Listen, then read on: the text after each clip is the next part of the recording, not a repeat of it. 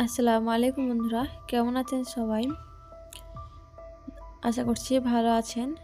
দূরে এবং কাছে যে যেখান থেকে ভিডিওটি দেখছেন, আপনাদের সকলকে আমার তরফ থেকে অনেক অনেক ধন্যবাদ এবং অনেক অনেক ভালোবাসা রইল। তো বন্ধুরা, রোজকার মতো আজকেও চা খাওয়ার থেকে ভিডিওটি শুরু করলাম। তো এই যে দেখুন, এখানে আমরা মা ছেলে মিলে চা খাচ্ছিলাম। তো আমার বাবু কি করছে দেখুন, তো নিজে মনে মনেই হচ্ছে কথা বলছিল।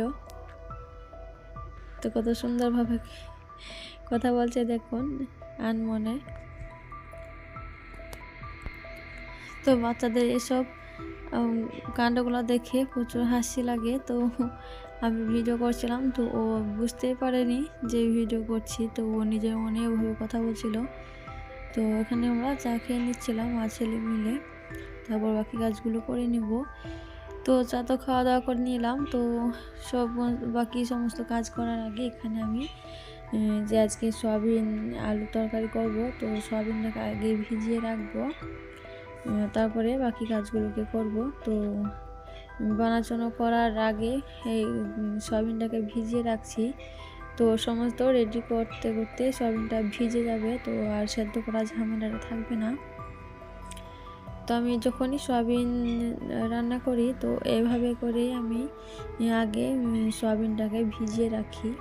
তো এখানে এক প্যাকেট, মানে একটা প্যাকেট নিয়ে কাটে আমি অর্ধেকটা নিলাম, আর এখনও আছে, তো অর্ধেকটা রেখে দিলাম। তো ওটাও আরেকদিন হবে, তো পুরোটা নিলাম না। তো এটা ভিজে তো আরও ডাবল হবে। তো যেহেতু একা মানুষ, তো আমি অর্ধেকটাই নিলাম। তো এখন আমি পরিমাণ মতো পানি দিয়ে আমি ভিজিয়ে রাখছি সয়াবিনটা।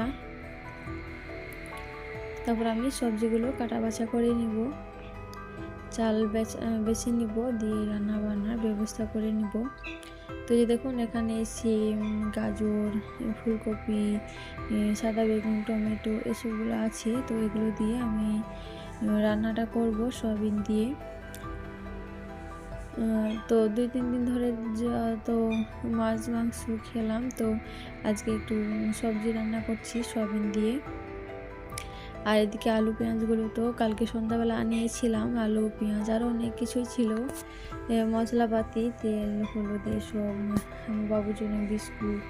তো ওগুলোকে আমি সব কালকে সন্ধ্যায় ভরে নিয়েছিলাম। তো আলু পেঁয়াজটা ছিল আর ভরা হয়নি। তো এখন আমি আলু পেঁয়াজগুলোকে আমি মিটকেসের মধ্যে ভরে নিব। তো এই যে আমি এখন পেঁয়াজগুলোকে ঢেলে দিলাম, দিয়ে আলুগুলোকে আমি ভালোভাবে ঢেলে দেব। যেগুলো খারাপ আছে, আমি একটু দাগে ধরা কাটা আছে, সেগুলোকে আমি আজকে রান্না করে নেব। তো এখানে আগেকার যে আলুগুলো ছিল সেগুলোকে আমি সামনের দিকে দিলাম। তো এগুলোকে আগে খেয়ে নেব, যেহেতু ওগুলো গাছ বেরিয়ে যাচ্ছে, কোল বের হয়ে যাচ্ছে। তো এগুলোকে সামনে নিলাম, দিয়ে আজকে আনা টাটকা আলুগুলোকে ভেতরের দিকে রাখছি। তো বন্ধুরা, ভিডিওর এই পর্যায়ে এসে যারা এখনও একটা লাইক দেননি, প্লিজ একটা লাইক করে দিয়েন, দিয়ে সম্পূর্ণ ভিডিওটি কন্টিনিউ করবেন। দেখতে দেখতে অবশ্যই ভিডিওটি ভালো লাগবে, অবশ্যই ভিডিওটি কন্টিনিউ করবেন, স্কিপ করে করে দেখবেন না। যদি ভালো লাগে অবশ্যই লাইক, কমেন্ট, শেয়ার করবেন। এবং আপনি যদি নতুন বন্ধু হয়ে থাকেন, তো ভিডিওর কোনো অংশ যদি একটু ভালো লাগে থাকে, তো প্লিজ চ্যানেলটি সাবস্ক্রাইব করে দিয়ে আমার পাশে থেকে যাবেন। এবং যে সমস্ত প্রিয় আপুরা অলরেডি কাজটি করে রেখেছেন, তাদেরকে আমার অন্তঃস্থল থেকে অনেক অনেক ভালোবাসা এবং অনেক অনেক ধন্যবাদ রইল। তো এখানে আমি কাটা বাছাগুলো করে নিচ্ছিলাম।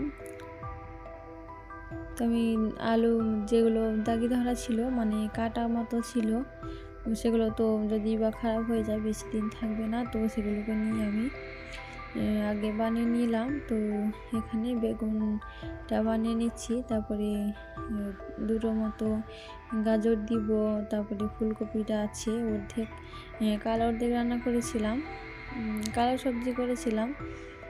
তো আজকে সয়াবিন দিয়ে সবজি রান্না করব।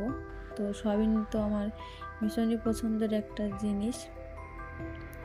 তো সয়াবিন আমি যেমন পছন্দ করি, আমার বাবুটাও হয়েছে সেরকম। আমার বাবুও দেখছি সয়াবিন খেতে মানে খুবই পছন্দ করছে। সয়াবিন অনেক ভক্তি, তো রান্না করছি সেই কারণে। তো এখানে হচ্ছে আমি সিম কাটছিলাম, তো ওভাবে করে আমি লাইটের মধ্যে দেখছিলাম। তো এভাবে করে কারা কারা সিম কাটার সময় ওভাবে দেখেন একটু কমেন্ট করে জানাবেন। তো এটা আমরা মায়েদের থেকেই শিখেছি। তো যখনই সিম কাটি তো কাটলে তো দেখাই যাবে যে ভেতরে খারাপ আছে কিনা, তবুও কাটার মাঝে যদি বা থেকে যায় বুঝতে পারা যাবে না। তো ওইভাবে করে যদি লাইটের সামনে যদি ধরা হয় তাহলে সমস্তটা ভালোভাবে বোঝা যায়। তাই আমি ওভাবে কাটার আগে একবার করে চেক করে নিই যে কোনটা ভালো কোনটা খারাপ। যদি বা ভেতরে পোকা থাকে কিংবা খারাপ থাকে তো ওভাবে করে লাইটের সামনে ধরলে বোঝা যায় যে কোনটা খারাপ। তো ওভাবে করে আমি কেটে থাকি। তো সিমগুলো তো কেটে নিলাম, আর এখানে এই যে আমি গাজরগুলোকে কেটে নিচ্ছিলাম। তারপর আমি রান্নাবান্নাটা করে নিব। তারপর অনেক কাজ আছে, শীতের সময় সকালে তো কাপড় চোপড় কাচতেই পারি না, প্রচণ্ড পরিমাণে ঠান্ডা।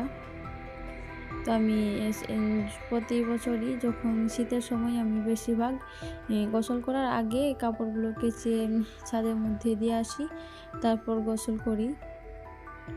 আর কম সময় আমি সকালে কাপড় কাচি, যখন একদম ইমার্জেন্সি থাকে তখনই সকালে কাপড় কাচি, না হলে আমি গোসল করার আগে কাপড়গুলোকে কাচি। তো এই যে দেখুন এদিকে আমার রান্না বান্নাগুলো তো অলরেডি হয়ে গিয়েছে। এই যে দেখছেন গাজর, সিম, আলু, বেগুন, ফুলকপি এবং আমাদের পছন্দের সয়াবিন দিয়ে একটা সবজি তরকারি। তো এই সবজি তরকারি খেতে তো আমাকে ভীষণই ভালো লাগে। তো রান্নাটা করে নিলাম, দিয়ে ঝাড়ু তো দিয়ে নিয়েছি। তারপরে এই যে দেখুন গোসল করার আগে কাপড় কেচে নিয়েছি, অনেকগুলো কাপড় ছিল বাবুর শীতের কাপড়গুলো। তো কেচে আমি রোদ্রে মেলে দিয়ে আসলাম। তারপরে গোসল টোসল করে তো আমরা খাওয়া দাওয়া করে নিয়েছি। তারপরে এইদিকে বিকাল মানে এটা এসেছিলো দুপুর দিকে, অনেক দিন পর পেয়ারা এসেছিল। তো এক সপ্তাহ যাবৎ পেয়ারা পাওয়াই যাচ্ছিল না, আমার ধ্রুব তো খেতেই পাচ্ছিল না। তো আজকে পেয়ারা এসেছিলো, পেয়ারা নিয়েছিলাম।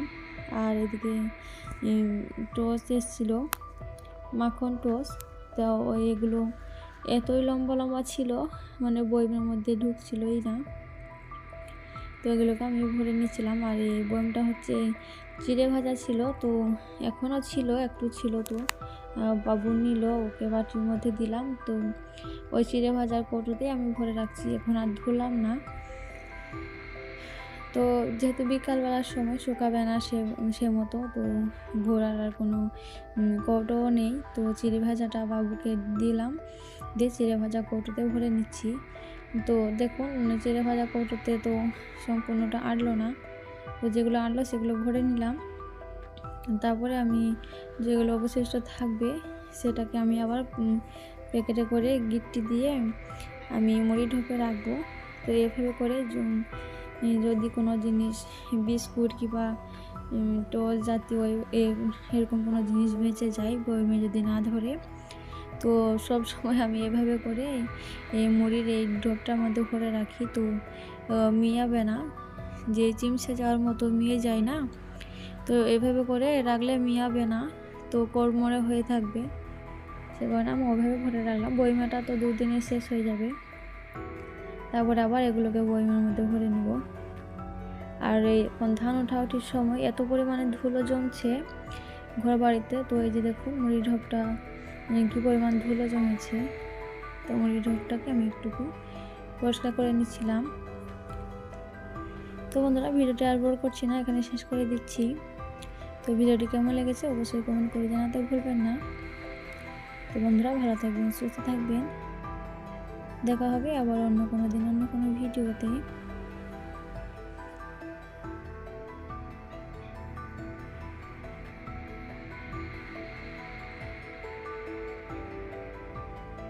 আল্লাহ হাফেজ।